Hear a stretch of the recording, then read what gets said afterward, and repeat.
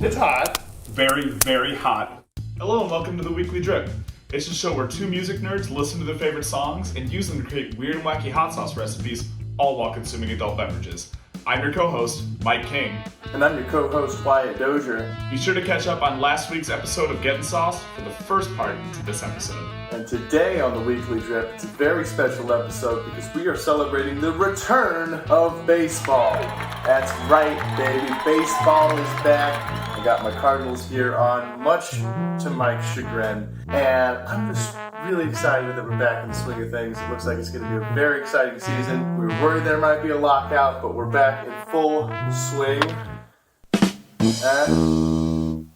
Okay, sorry. So to celebrate baseball being back, for the Getting Sauce podcast this past week, we took a look at John Fogerty's Center Field, a classic baseball anthem, and we're going to try to get some ballpark favorite flavors in our hot sauce for this week. Flavor notes.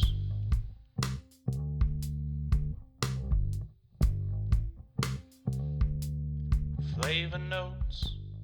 A little bit of inside baseball for you guys. I'm filming this episode on Monday night, right after my Chicago Cubs just got a great win over the Tampa Bay Rays. So I'm in a fantastic mood to be filming this baseball-themed episode of the Weekly Drip for you. With that being said, let's dig into the ingredients. I decided, based on last week's conversation over Center Field by John Fogerty, that I would make some nacho-flavored hot sauce. So to do that, I'm going to be mixing some cheddar cheese with some butter, some milk, we have lactose free, hopefully that works, some chili powder, and just a little bit of flour. But of course, this is a show about hot sauce. I would be remiss if I didn't add a little bit of heat, and to do that, I'm going to be adding in some stir-in Carolina Reaper paste, the same type that we used on last week's episode of the Weekly Drip.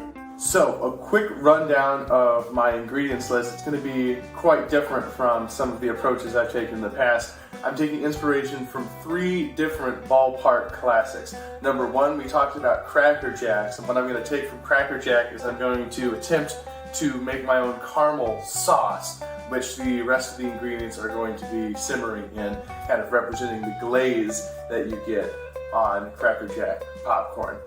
Secondly, from the classic nachos, I'm taking some pickled jalapenos. I'm going to dice those up and attempt to create a jalapeno jam that I think is going to go really well with the sweetness of that caramel. And then finally, from the hot dogs and bratwurst, whatever taste meat you prefer at the ballpark, I'm going to take mustard and onion. Now, that doesn't seem like it would jive very well with the ingredients I have over here at first glance, but if you think about how mustard works in a honey mustard type capacity, I'm hoping that it will combine with the caramel well to provide a little bit of tanginess.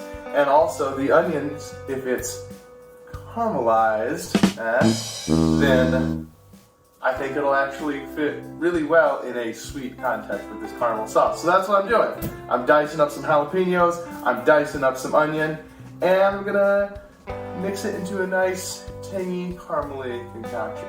Let's get started. So let's do it.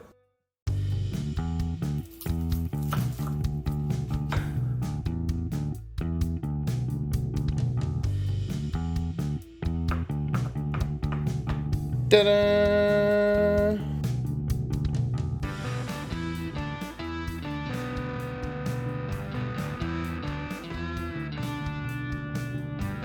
So while I have my caramel mixture going here on one burner, I'm going to start caramelizing my onions in another pan here. So we just have a whole caramelization station going here. Now I've turned off my heat. I'm going to add cheese little by little while I whisk with my tiny whisk, and hopefully it will turn into nacho cheese.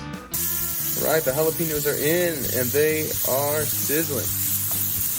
Alrighty folks, the onion and jalapeno jam is done cooking, and look at this!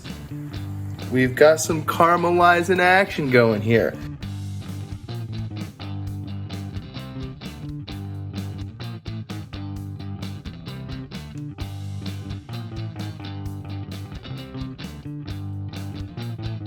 Okay, so I have added butter and milk to this concoction, and as you can see, we got a beautiful caramel sauce going here. Look at this, look at this. Ooh.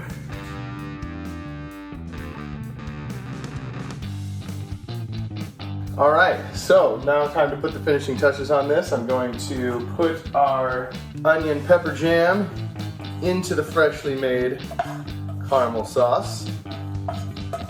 Dump that right in there. Oh my gosh, okay, that actually smells amazing. Now to add just a little bit of a tanginess element. Now I'm not gonna go crazy with this stuff. I just want a very light suggestion of mustardiness, because I think overloading it on this could wreck this entire thing. I was struck with a muse once more. I just had an idea for the last minute ingredient. So to represent both the Redbirds and also as an homage to Emo's Pizzeria, I've got some crushed red pepper flake that I'm gonna add into this. I'm gonna throw in just a little bit of that. Now that all of my ingredient prep and cooking is done, I have a very nice looking finished nacho cheese. I will say just off the bat, before I've even tasted it, my presentation has seriously improved from last episode to this episode. My Elton John inspired steak sauce looked nowhere near as good as this cheese does. So I'm very excited to try it. I did add quite a bit of Carolina Reaper paste to it. Okay, so here in my adorable tiny little mug, we have the finished product. And I gotta say, from an aesthetic standpoint, this is not gonna win any beauty contest. A viscous dark brown liquid with green and brown chunks suspended in it. Definitely not the most attractive thing, but as we know, that is only part of the game. So let's see how this thing tastes, shall we? Here we go. Let's dig in. Yeah, maybe it's a winner. Let's see here.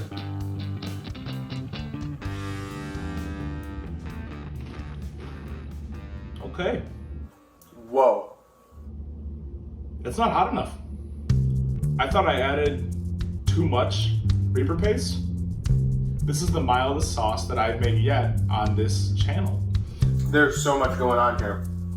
It is really hard to pinpoint what I should even be focusing on. It does have a nice kick kind of at the back of your throat after you eat some, but I would let my fiance Kim eat this. She can't handle any spicy food. Really, really sweet. I think I might have cooked this at too high of a temperature. I might have scorched the caramel a little bit, but that actually kind of almost gives it like a coffee vibe. It's good. It's a good nacho sauce. I'd love to put this on my chips, but the heat level is a little bit lacking. Maybe if I had used some fresh Carolina Reapers. You get sour and heat from jalapenos. You get a really subtle tang from the mustard. It's not overpowering. It's just kind of hiding in the background there. Didn't screw things up, which is what I was worried about. Not bad, but not my best. Definitely the most agreeable sauce I have made on this channel. I feel like I've made a lot of polarizing ones. This is something I could put in front of just about anybody, and I think they'll enjoy it. I have no idea what you'd use this for, because it's obviously really, really sweet. I don't think a lot of people like jalapenos on their ice cream. But it's kind of similar to the raspberry beret Prince thing that we did, you know? I like it a lot. The caramelized onions going really well with the caramel sauce and bringing a nice savory element to offset all this sweetness. It's not too hot, a nice subtle spice. It's weird as hell, but pretty tasty. I'm into it. Overall, I'll call it a success. It's baseball themed. It's tasty. It's got a little bit of heat to it. Not bad. I'm giving this one a thumbs up. One might even call it a home run. All right, guys, we're gonna go ahead and put a cap on it. Make sure to let us know in the comments whose sauce you thought was better, mine or Wyatt's. This episode was written and produced by Mike King and Wyatt Dozier. A big thank you to our amazing editor, Zia Fox. Another big thank you to my camerawoman, Kim Zaralka. The ingredients to these sauces were based off of the song Center Field by John Fogerty of the band Creedence Clearwater Revival. And of course, a huge thank you to all of you viewers out there. We literally couldn't do this without you. So, until next time, this is the Weekly Drip, and you stay spicy.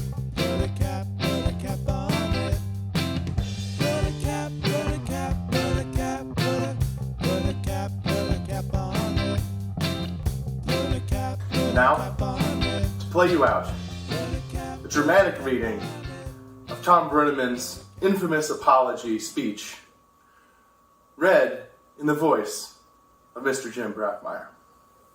I made a comment earlier tonight that I guess went out over the air that I am deeply ashamed of. If I have hurt anyone out there, I can't tell you how much I say from the bottom of my heart that I am so very, very sorry. I pride myself and think of myself as a man of faith, as there's a deep drive into left field by Castellanos. That'll be a home run, and so that'll make it a 4-0 ball game. I don't know if I'm going to be putting on this headset again. I don't know if it's going to be for the Reds. I don't know if it's going to be for my bosses at Fox.